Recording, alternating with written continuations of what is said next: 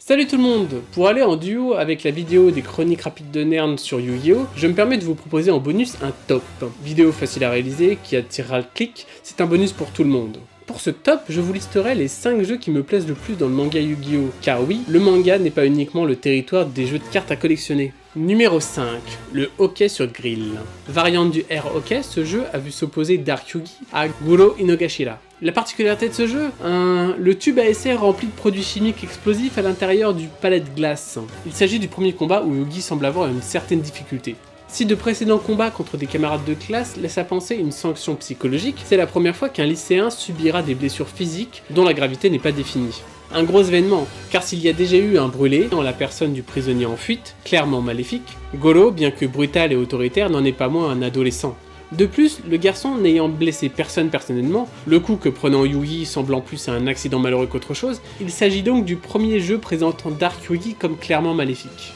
Numéro 4, Dragon Card. Dragon Card est un jeu de cartes chinois dans l'univers de Yu-Gi-Oh! Le jeu consiste à collectionner des combinaisons de cartes dragons chinoises et à les faire se battre. Le jeu est peu développé mais son ambiance est lourde, car en plus des cartes, un pot mangeur d'âme est de la partie. Ainsi, le joueur qui perdra le jeu verra son âme aspirée dans le pot, pour être entièrement digérée en à peine 3 mois. Dans la première série animée, Dragon Card est remplacé par Dragon Brock, un jeu de mahjong avec des règles proches. Numéro 3, Duel Monster. Quoi? Duel Monster est si bas? En tant que grand fan du jeu de cartes Magic l'Assemblée, j'ai toujours vu Duel Monster comme une sorte de version pour enfants, mais la réalité est tout autre. Cependant, si le jeu de cartes du monde réel de la réalité véritable est très bien, celui de l'univers du manga est beaucoup plus branlant. Beaucoup de modifications des règles ont été nécessaires tout au long de l'œuvre pour le rendre viable, et cela complique beaucoup la relecture, en particulier celui de l'arc du Royaume des Duellistes. Numéro 2, Dungeon Dice Monster.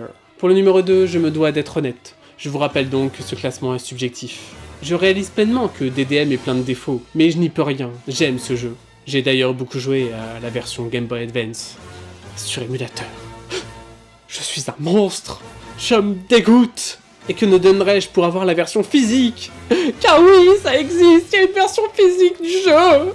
Je dois me retenir, c'est trop cher et je suis trop pauvre.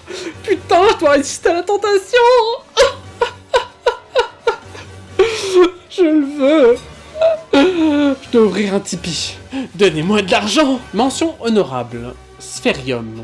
Alors là, ce n'est pas tant le jeu que l'ambiance qui me fait kiffer. Spherium est un jeu de combat inventé par Yugimoto. Il est apparu dans une illustration de Takahashi, postée sur Instagram dépeignant un futur possible suite aux événements du film Yu-Gi-Oh! Le côté obscur des dimensions. Nous n'avons que très peu d'informations sur ce jeu, mais il a l'air vraiment classe. Peut-être une sorte de jeu de conquête de territoire ou une sorte de risque sur un plateau tridimensionnel. Takashi, sors-toi les doigts et à défaut de proposer un nouveau manga, donne-nous plus d'informations sur ce jeu. Numéro 1, Monster World et Shadow RPG. Deux jeux pour finir? Oui et non, car si Monster World et Shadow RPG disposent de différences, l'un est clairement l'évolution de l'autre.